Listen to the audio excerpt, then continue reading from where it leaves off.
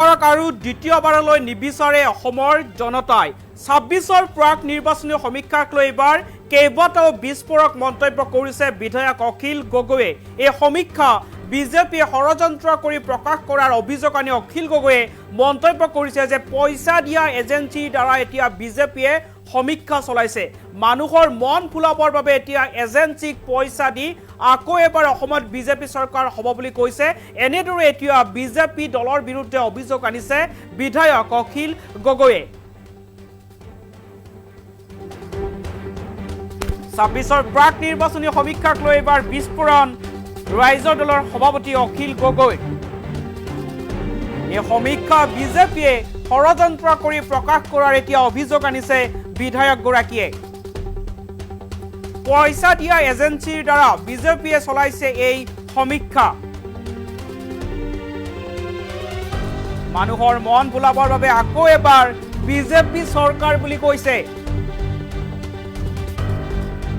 বিজেপিক ভোট নিদিয়া ভোটাৰৰ নামো কৰ্তন কৰিব বিচাৰে বিজেপিয়ে বা বিজেপিয়ে কৰ্তন কৰিব, এনেকুৱা ধৰণে এতিয়া অভিযোগ আনিছে। জিলাই জিলাই বিয়ালক এই নিৰ্দেশনা দিছে বিজেপিৰ নেতা মন্ত্ৰীয়ে। এই বিজেপি চৰকাৰক অসমৰ জনতাই দ্বিতীয়বাৰলৈ নিবিচাৰে। এই চৰকাৰৰ সময়তে অসমত সামগ্ৰীসমূহৰ দাম আকাশলংঘী হৈছে। বিজেপি আৰু মুখ্যমন্ত্ৰীৰ বিৰুদ্ধে এইবাৰ গৰজি উঠিল বিধায়ক অখিল গগৈ।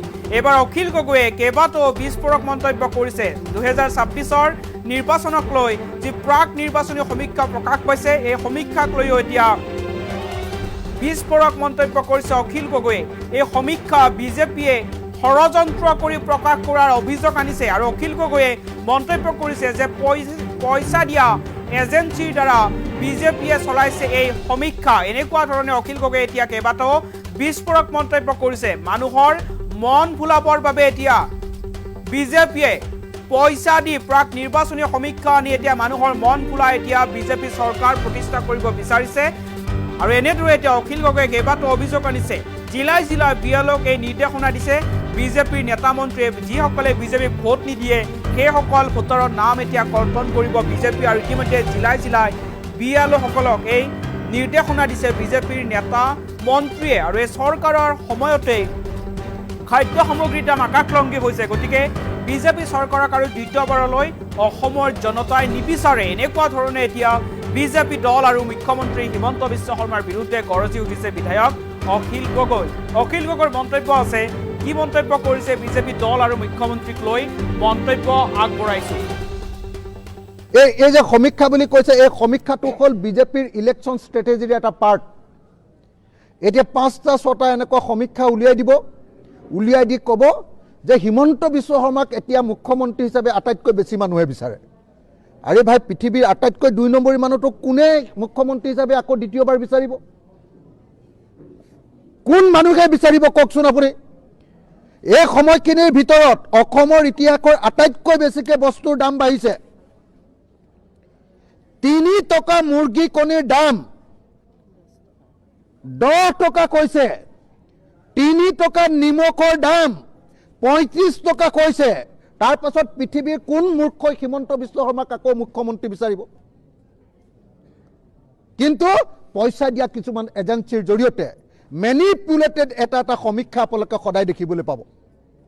এইকেইদিনত আপোনালোকে দেখিবলৈ পাব মানুহৰ মন ভুলাবৰ কাৰণে আকৌ হিমন্ত বিশ্ব শৰ্মা মুখ্যমন্ত্ৰী, আকৌ বিজেপি চৰকাৰ আহি আছে। এনেকুৱা ধৰণৰ নাটক কৰিব। ১ নম্বৰ। ২ নম্বৰ, ভোটাৰ তালিকাৰ পৰা কিছুমান বিজেপিক ভোট নিদিয়া ভোটাৰৰ নাম কৰ্তন কৰি দিব। কৰ্তন কৰি দিয়াৰ পাছত আকৌ এপ্লিকেশ্যন দিব পাৰিব, কিন্তু এপ্লিকেশ্যন দি আকৌ ভোটৰ নামটো উঠাৰ আগতে ইলেকশ্যন শেষ হৈ যাব। ইলেকশ্যনৰ পাছতহে আকৌ ভোটত নাম উঠিব। এইটো ২। ৩, আপোনালোকক মই আকৌ ক'লো যে এইবাৰ ৮,০০০ টকা বিহাৰ মডেল। বিহাৰত ১০,০০০ টকা, অসমত ৮,০০০ টকা। যদি ইমানেই বিজেপি চৰকাৰ আহিব বুলি গেৰাণ্টি আছে, যদি আহিবই, তেতিয়াহ'লে কি কাৰণে আকৌ ৮,০০০ টকা দিছে? ৮,০০০ টকা আমালৈ ভয় কৰি দিছে। অসমৰ জনতাই এবাৰ শপত লৈ থৈছে যে হিমন্ত বিশ্ব শৰ্মাৰ নিচিনা গুণ্ডা এটাক এইবাৰ খেদিবই লাগিব। হিমন্ত বিশ্ব শৰ্মাৰ নিচিনা অসমৰ মানুহক ডিঙিত টেপা দি কথা ক'ব নোৱাৰা মানুহজনক এবাৰ বিদায় দিব লাগিব। বস্তুৰ দাম বঢ়াই দিয়া মানুহজনক বিদায় দিব লাগিব। সকলো মানুহৰ একদম ব্যৱসায় বাণিজ্য সকলোৰে বেয়া কৰি দিয়া। আপোনালোক বাদ দিলোঁ, আপোনালোকৰ সাংবাদিকবিলাকৰ ইনকাম আগতকৈ কম হ'ল নে নাই খবৰ লওক। আপোনালোকৰ অৰ্থনৈতিক অৱস্থা আগতকৈ বেয়া হয় নে নহয় কওক আপোনালোকে। মোৰ অৰ্থনৈতিক অৱস্থা আগতকৈ বেয়া, খেতিয়কৰ অৰ্থনৈতিক অৱস্থা আগতকৈ বেয়া, দোকানীৰ অৰ্থনৈতিক অৱস্থা আগতকৈ বেয়া, ব্যৱসায়ীৰ অৰ্থনৈতিক অৱস্থা আগতকৈ বেয়া। তেতিয়াহ'লে কেলে হিমন্তক আকৌ ভোট দিব কওক। কিন্তু তাৰ পাছত এতিয়া আপোনালোকে দেখিবলৈ পাব যে ইটোৰ পিছত সিটো সমীক্ষা উলিয়াই থাকিব যে বিজেপিয়ে চৰকাৰ কৰিব। কেলে কৰিব? এইবিলাক হ'ল পইচা দিয়া পাৰ্টি। যিবিলাক পইচা দিয়া পাৰ্টিয়ে এনেকৈ 2 নম্বৰী সমীক্ষা কৰি এতিয়া মানুহৰ মনত জনমত গঠন কৰি আছে। ভোটাৰ তালিকাৰ পৰা নাম কৰ্তন কৰিব। আৰু 3 নম্বৰ কি কৰিব? 3 নম্বৰ 8,000 টকা নহয়, পাৰিলে আৰু কেইটামান দিব। আৰু এইটো কি যে পইচাটো যে দিছে, মই কিয় নিদিবলৈ ক'ম? মই ক'ম যে 8,000 নহয়, এটা পৰিয়ালক 80,000 টকা দিয়া। এইটো হিমন্ত বিশ্ব শৰ্মাৰ পত্নীৰ পইচা নহয়, বাপেকৰ পইচা নহয়, ৰাইজৰ টকা। সেই ৰাইজৰ টকা যদি দিয়ে, তাৰ কাৰণে মই নিদিবি বুলি নকওঁ, মই বেছিকৈ দে বুলি ক'ম। কাৰণ সেইটো ৰাইজৰ হাতলৈ যাব। আৰু ৰাইজৰ হাতলৈ যদি এতিয়া পইচা নাযায়, গাঁৱৰ চব গেলামালৰ দোকান বন্ধ হৈ যাব, ব্যৱসায় বেয়া। অৰুণোদয়ত ধনকেইটা গৈছে কাৰণেহে যেনে তেনে গেলামালৰ দোকানখন চলি আছে। অৰ্থনৈতিক অৱস্থা খুব বেয়া। মানুহৰ কাৰো ইনকাম নাবাঢ়িলে, চবৰে ইনকাম কমি গ'ল। হিমন্তৰ অকল ইনকাম বাঢ়িলে, ৰিণিকী ভূঞাৰ ইনকাম বাঢ়িলে, আৰু পীযুষ হাজৰিকাৰ, জয়ন্ত মল্ল আৰু অশোক সিংগালৰ ইনকাম বাঢ়িলে।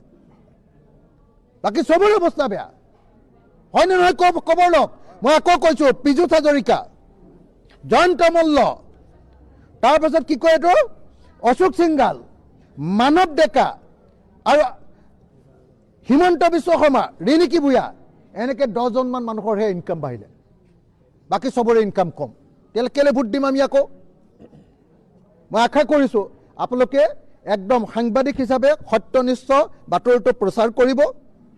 আৰু এইবিলাক ভুৱা 2 নম্বৰী সমীক্ষাবিলাকত অসমৰ ৰাইজে কেতিয়াও বিশ্বাস নকৰিব। আৰু 8,000 টকা দিয়াৰ কাৰণে মামাক ভোট দিব নালাগে। 8,000 টকা দিয়াৰ কাৰণে পইচাটো লৈ মামাৰ টিকাত লাভ দিব লাগে, লাভ দিব লাগে। কাৰণ মামাই আমাৰ দেশৰ অৰ্থনীতিটো খতম কৰি পেলালে। গতিকে আপোনালোকে একদম খাটাং থাকক। আৰু মামাই এবাৰ ভয় খাই লৈ এটা সমষ্টিত 10,000 ভোট কমাব খুজিছে। হয় নে নহয় গেৰাণ্টি। এজন BLক সুধি চাওক আপোনালোকে, এজন BLক সুধি চাওক। মই মোৰ শিৱসাগৰৰ BLক সুধিছোঁ, মই বৰপেটাৰ BLক সুধিছোঁ, মই গোৱালপাৰাৰ BLক সুধিছোঁ, মই গুৱাহাটীৰ BLক সুধিছোঁ। প্ৰত্যেকজন, আৰু অন্ততঃ পক্ষে 3জন মোক বিজেপিৰ বিধায়কে কৈছে যে আমি 10,000কে ভোট আমাৰ সমষ্টিবিলাকত কাটি দিম। তহঁতি কি কৰিব পাৰিবি?